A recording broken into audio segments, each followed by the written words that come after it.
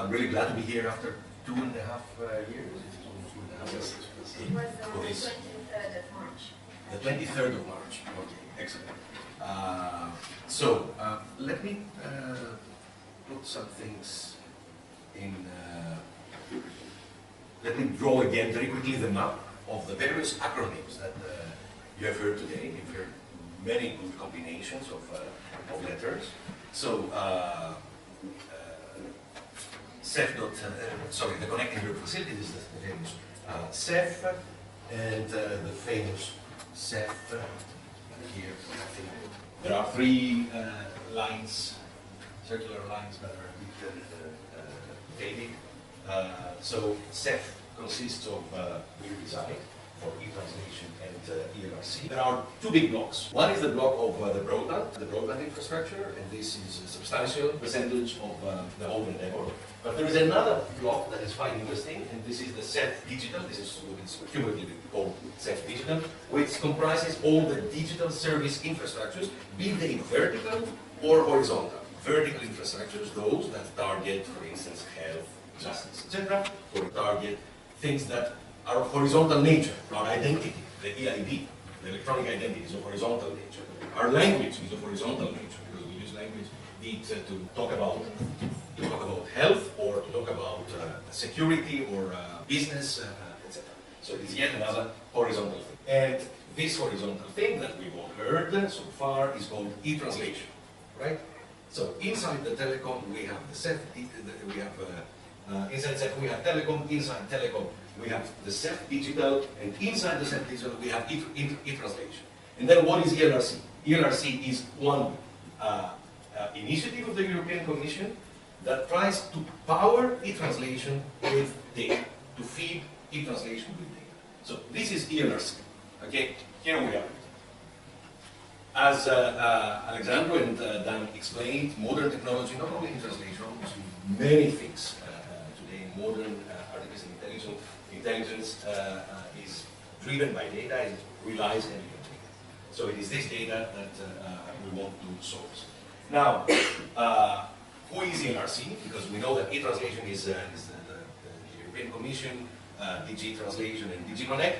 ELRC is a big network that comprises a consortium of 4 partners, DFKI, ELDA, ILSP, where I come from, and TILDE.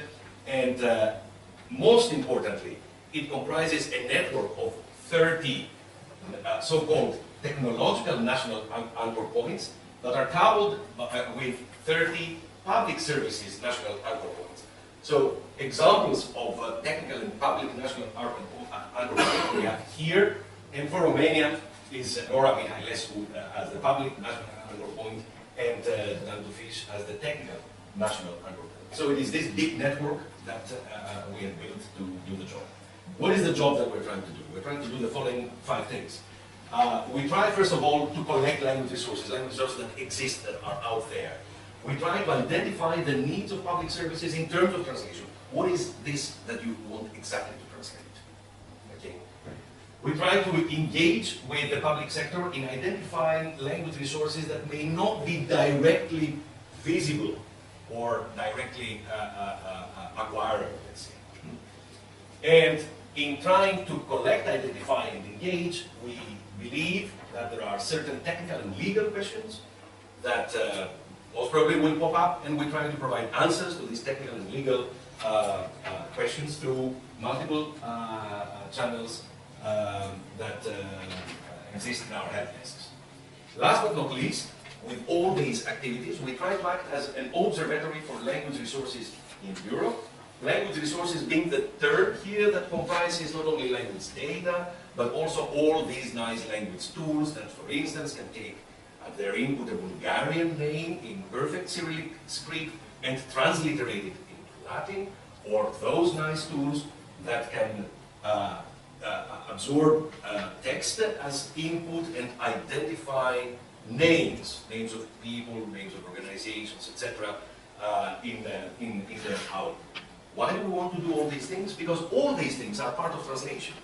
You need to know that something is a name, the name of a person, so that you do not translate it as a noun in in the target language. I think that our colleague Marcus Totti uses this nice example with Mr. Bridges.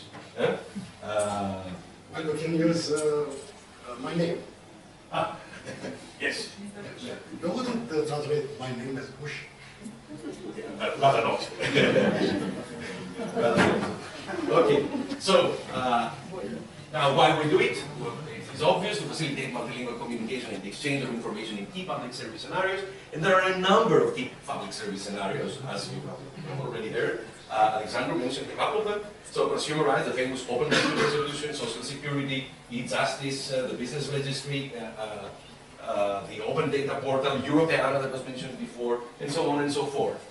Now, the nice thing is that all this initiative comes quite timely, as also Alexander, I believe, mentioned the resolution of the European Parliament on the 11th of September, according to which the European Parliament calls on the Commission and the Member States to develop strategies and policy action to facilitate multilingualism in the digital market, to define the minimum language resources, so that in the end we are in a position technologically to prevent digital extinction of languages. Furthermore, it calls on the Commission to make as a priority of language technology those Member States which are small in size, if it rings a bell, and have their own language in order to pay heed to the linguistic challenges that they face. And the Committee on Industry, Research and Energy also stresses the role of the EU, the Member States, universities and other public institutions in contributing to the preservation of their languages in the digital world and in developing database and translation technologies for all EU languages. And this is something that is said and called upon by the European Parliament. The language technology community has also called for these actions long ago, since we cannot expect third parties from other continents to solve our translation and knowledge management problems. Language technology made for Europe, in Europe, is the key. So all this is the, let's say, the framework in which ELRC operates. Just to repeat and recap, we collect, we identify, we engage, we help, and we act as an observatory for languages in Europe.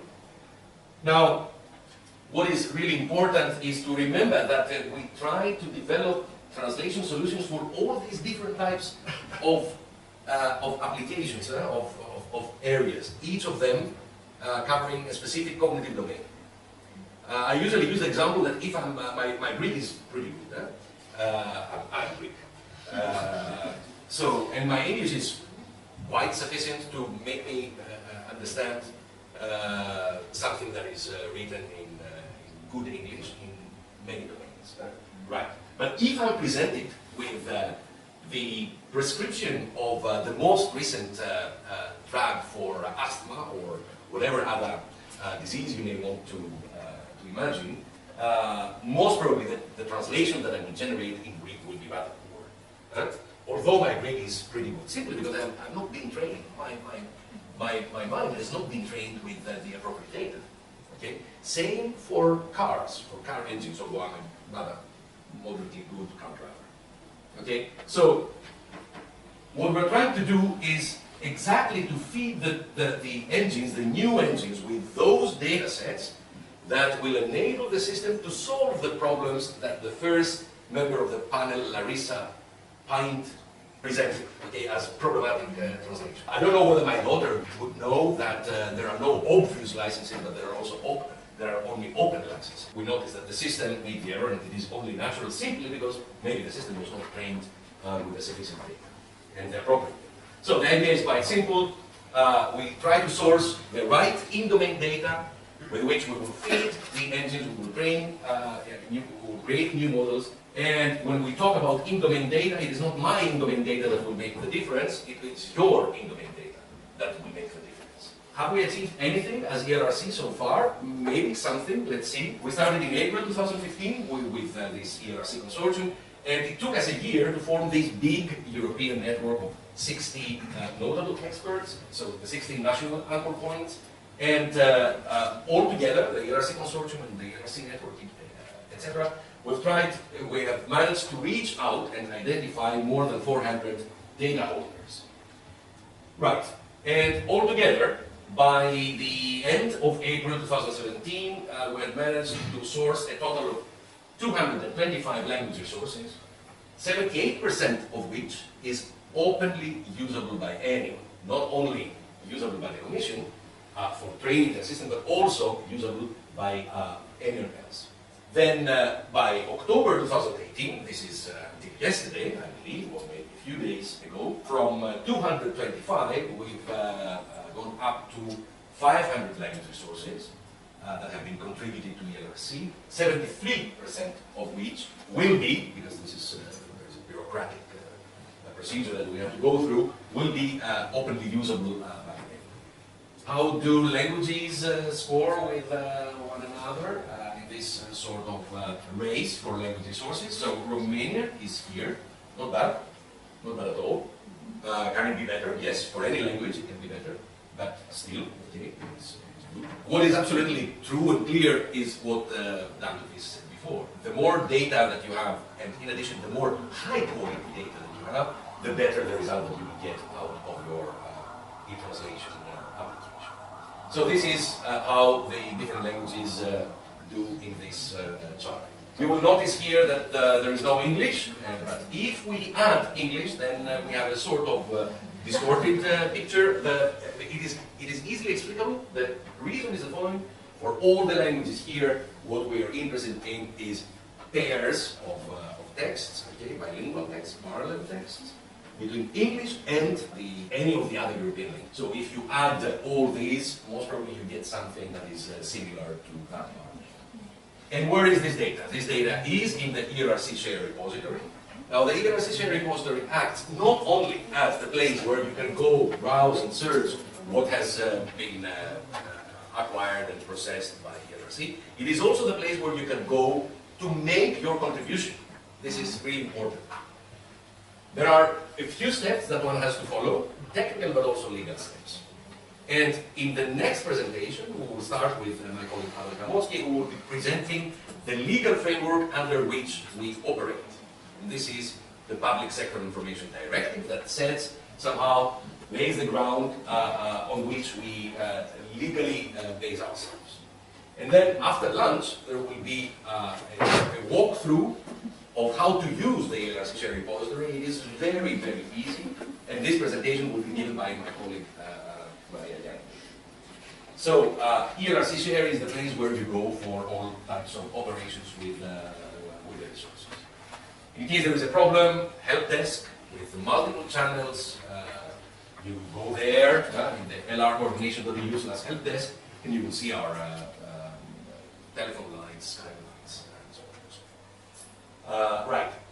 Last but not least, although there will be also a mention of it by Maria Yangu, there may be cases where, for instance, data should not leave the place where they actually reside, for a couple of many reasons, many different reasons. Okay? For these reasons, we have devised a new type of service, which is what we call on-site assistance. You just fill a form with a particular requirement that you may have that may concern processing of data that are of relevance to ELRC. Okay? And then it is highly likely, 99.99%, that we will come to your place and work with you to remedy any problems that your data may be presenting, and then help you make this data available to ELRC. And this is all I have to say for the general ELRC presentation. Thank you very much.